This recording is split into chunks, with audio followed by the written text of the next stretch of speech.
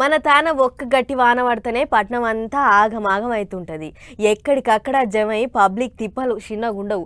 అదేగా బొంబాయిలో పడే వాన ఒక్క జల్లు మన కాడ పడితే పట్నం అంతా ఖాళీ చేసి ఊర్ల పంటి పోవాల్సిందే. ఆగో గా లెవెల్ల వానలు పడతాయి బొంబాయి పట్నంలో. బుధారం పొద్దుక పడ్డ వానలకు అటు బొంబాయి ఇటు పూణే గజ్జన వణికినాయి. మరి వానలు జయంగా పబ్లిక్ ఎంత ఆగమైర్రో ఒక్కసారి మనం కూడా అరుసుకొని వద్దాం పారి. దేశ ఆర్థిక రాజధాని బొంబాయి పట్నం వానకు తడిసి ముద్దయింది. కుండపోత కాదు, ఏకంగా పెద్ద చెరువు కట్ట తెగినట్లు పడ్డ వానకు పట్నం అంతా ఏడ చూసినా స్విమ్మింగ్ పూల్లే తయారైనాయి. రైళ్ల పట్టాల మీద శీతం నీళ్లు నిలబడేటరకు లోకల్ రైళ్లను ఎక్కడికక్కడే ఆపేసిర్రు. దీంతోని జనం మస్తు తిప్పల పడ్డరు. ఇక రోడ్ల మీద నిలబడ్డ నీళ్లు జయంగా బొచ్చడు ట్రాఫిక్ జమ్ అయింది. ఆటోలు, కార్లు, బైకులు గిట్ల చిన్న చిన్న బండ్లన్నీ నీళ్ళల్లో మునిగినాయి. బుధారం పొద్దుక తగిలించుకున్న బేస్తారం పొద్దుగల దాకా గెరవియకుండా దంచేటరకు బొంబాయి పట్నం అంతా నీళ్ళల్లో నానబెట్టినట్టు అయ్యింది. దీంతోని అధికారులు బళ్లకు ఇంకా కాలేజీలకు బేస్తారం నాడు సెలవులు ఇచ్చిర్రు.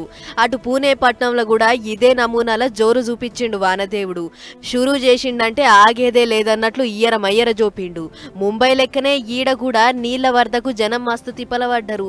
గల్లీల పొంటి చెరువు తెగి పడ్డట్లు వస్తున్న వరదను చూసిన జనము ఇప్పుడన్నా నిమ్మలవాడు వానదేవుడా అని మనసులో మొక్కుకుర్రు. ఇంకో ముచ్చటేంటిదంటే బేస్తారం నాడు ప్రధానమంత్రి మోడీ సారు పూణే పట్నానికి ఓ పని మీద వచ్చేదుండేనట.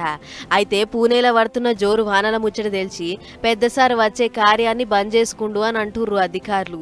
మొగులు ఎట్లెట్లనో ఉందని అటు బొంబాయికి రెడ్ అలర్ట్, ఇటు పూణేకి ఆరెంజ్ అలర్ట్ ఇచ్చిర్రట మొగులు అధికారులు.